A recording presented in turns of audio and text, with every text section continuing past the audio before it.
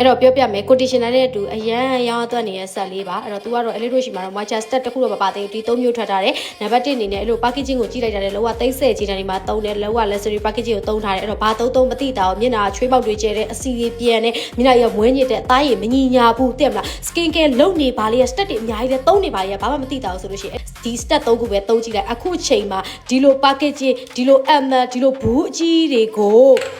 ဒီလို2000ကျော်နဲ့ဘာမှမရလိုက်ခွင့်မှပဲရမယ်အဲလေးကြီးကမလူတက်ရေးဈေးရောက်ဆိုတဲ့အတိုင်းတကယ်ဈေးရောက်ရင်အလှလောက်တာเนาะအားလုံးပဲသိပြီးသားဟုတ်တော့ဒါလေးပြပြမယ်တပည့်ကလေးစိကင်းတောက်တာတွေကဘာလို့လောက်ခိုင်းလဲဆိုလိုအပ်လို့လောက်ခိုင်းတာဟိုဘာသုံးမသိတာဘူးညနာအစီဘူးဝက်ချန်တွေထွက်နေတော့စောက်ဝက်ချန်တွေချွေးပေါက်တွေကျင်းနေတော့ဆိုရင်တပည့်ကလေးစိလုံးကြည့်ပါ makeup remover လေးနဲ့ဖြတ်မယ်ပြီးတော့လို့ရှိရင်မျက်နှာသစ်စီလေးဒါလေးဆိုလဲ skin barrier ထိထားတဲ့ skin စုပ်ပြတ်တတ်ထားတဲ့သူတွေကအစအသုံးပြုလို့ရတယ်သူကမိုင်းပေါက်ဖြစ်တဲ့ကြောင့်မို့10နှစ်ကလေးကစပြီးသုံးလို့ရတယ်တိုနာလေးဒီ asset တိုနာလေးကတော့အဲ့လိုအရန် dry ဖြစ်တဲ့ skin တော့သုံးလို့မရဘူး normal skin oily skin combination skin acne skin လုံးဝသုံးလို့ရတယ် asset တိုနာဖြစ်တဲ့ကြောင့်မို့လုံးဝသုံးပြီးသွားတဲ့ကြည်ပြောက် glow နဲ့အာရီတေကိုရပြီဘူးဝက်ချန်တိတာနိုင်လေးနဲ့နာစနမိတ်ပါတဲ့အတွက်ကြောင့်မို့လဲအဲ့လိုချွေးပေါက်ကျဲတာကိုတိတာတက်တာတယ် skin irritation ဖြစ်တာတယ် skin infection ဝင်တာတွေကအစလုံးဝတိတာတက်တာတယ်ပြီးရင်နောက်တစ်ခုကအသားတွေညစ်မဲနေရဆိုသူက exploration လုပ်ပေးတဲ့ effect ပါတဲ့အတွက်ကြောင့်လို့အရင်အစီပြေတယ်နော် moisture တော့မထွက်သေးဘူးဟဲ့ဒါလေးက2000ကျော်လေးပဲအဲ့တော့ဒီတစ်ဆက်လုံးကအဲ့လို8000မပြည့်ဘူးရှင့်